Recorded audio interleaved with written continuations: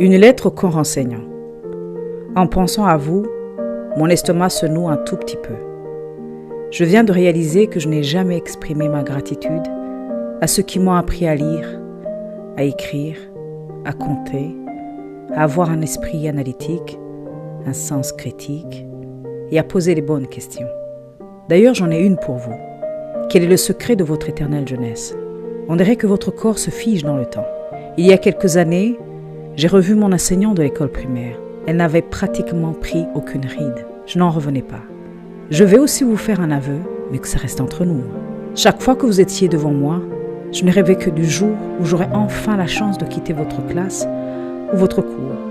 Ce n'était pas contre vous, croyez-moi, mais je ne voulais plus faire face à vos interrogations surprises, à vos devoirs interminables, au suspense qui s'installait dans la classe le jour de la remise des copies, sans oublier votre sérieux, que je considérais à l'époque comme une sévérité. En quittant les bancs de l'école, c'est là où j'ai réalisé que ce n'était pas de la sévérité, mais plutôt que vous me prépariez à la dure réalité de la vie, réalité qui allait me réveiller brutalement, tout en me désillusionnant au passage. Ce qui m'attriste pour vous, c'est que partout dans le monde, vous semblez subir le même sort. On dirait que les politiques se sont ligués contre vous. Vous faites l'un des métiers les plus nobles du monde, mais malheureusement, les plus ingrats aussi. Ceux à qui vous avez appris à lire et à écrire semblent utiliser le bagage que vous leur avez donné pour rédiger des lois qui n'améliorent ou presque pas votre quotidien. Et aujourd'hui, permettez-moi de vous dire merci.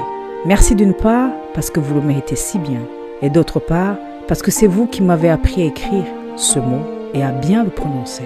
Merci d'avoir cru en moi, élève moyen, ou plutôt mauvais élève, et d'avoir investi en moi la connaissance que j'ai aujourd'hui. Merci d'exister. Merci d'ignorer notre ingratitude, car si vous étiez rancunier, il y a longtemps que vous auriez arrêté et nos enfants seraient devenus les premières victimes. Merci de vous réveiller chaque matin en ayant foi en l'humanité.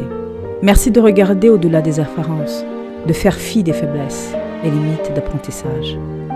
Merci de voir en nos enfants les astronautes, les médecins, les professeurs, les ingénieurs, les politiques, les restaurateurs, les coiffeurs, les journalistes, les écrivains, les architectes et les artisans de demain. Merci pour votre patience. Merci de donner sans attendre rien en retour, de vous être si soigneusement occupé de nous et surtout, merci de vous occuper de nos petits bambins et de nos jeunes comme s'ils étaient les vôtres.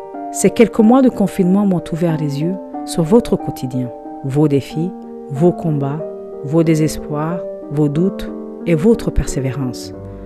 Nos 3 enfants nous ont tellement donné du fil à retordre que je me suis demandé comment vous vous y preniez avec tout un groupe, toute une classe ou toute une école. Le confinement, comme l'obscurité, a permis de mettre en valeur les étoiles que vous êtes. Malgré les défis et la psychose créée par la pandémie, vous avez su garder le cap, bon gré mal gré, tout en restant vaillant sur le front de l'enseignement. Que dire des milliers de courriels que vous avez envoyés, des ordinateurs que vous avez disposés pour vos apprenants, de la patience démontrée durant les mauvaises connexions Internet, sans parler de la bataille pour captiver à distance l'attention de nos enfants. Pour ceux, chapeau bas. J'ai appris à vous apprécier, à vous estimer, à vous respecter et surtout à vous accorder l'importance que vous méritez si bien. Évoquer tout ce que vous représentez dans une lettre me serait impossible, mais acceptez s'il vous plaît ces quelques lignes, qu'elles résonnent dans vos cœurs comme des applaudissements de la part de tous les parents. Néanmoins, voici le résumé de ce que j'ai voulu vous dire. Merci.